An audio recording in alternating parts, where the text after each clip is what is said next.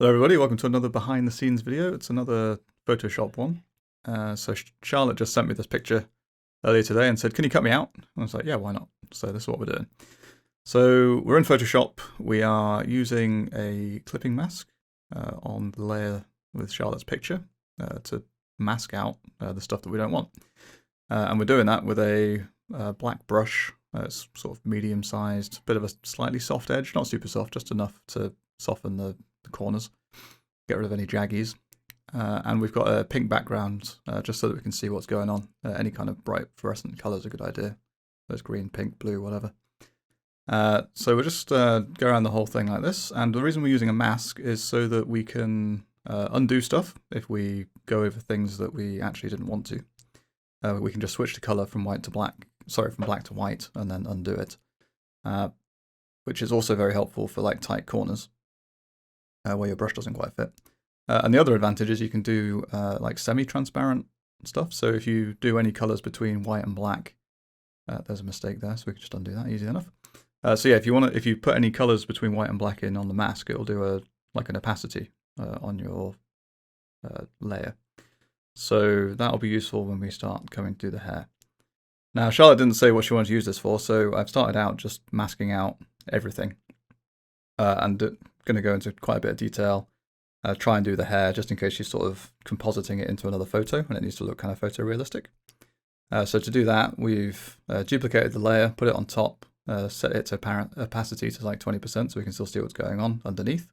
And then we're just sort of messing around with the brush on the mask with different flow settings, different opacity settings, just to kind of blend basically the wisps of hair, because obviously hair is never like that well defined, particularly in a photo that's sort of low resolution like this one. So having some kind of semi-transparent effect on it can make it blend to whatever it is that you put it on after the fact. As it turns out, Charlotte, I don't think is going to be compositing this into a photo or anything. She's not going to Photoshop herself into something. It's going to be for a thumbnail or something like that, so she's going to want something that pops. So we're going to do 3 versions of this particular cutout. One is going to be, as we just saw, with all the edges nicely sort of blended. The other is going to be a stroked outline like this, so we're just tidying that up right now. And the final one is going to be kind of like a scissor-cut effect, which is going to look pretty similar to the stroked one. It's just the edges are a lot simpler. So for the stroke, right now we've added a stroke. We're just cleaning up the odd pixel here and there that's popping out that shouldn't be, that's kind of messing with the stroke outline, because you can obviously see it a bit clearer when it's high contrast like this. And then we're going to add a glow to the outside to basically soften the edges a little bit more. So here's messing with some blending options and thicknesses and things. We don't really do anything special here in the end. Filling in some gaps manually just to touch up bits that don't look that good when it's stuck to your clipping mask.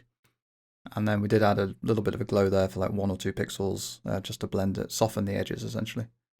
And then this is the final version, which is the cutout version. So this is really simple. You just take a pen tool, draw lots of straight lines around your shape, and that's it.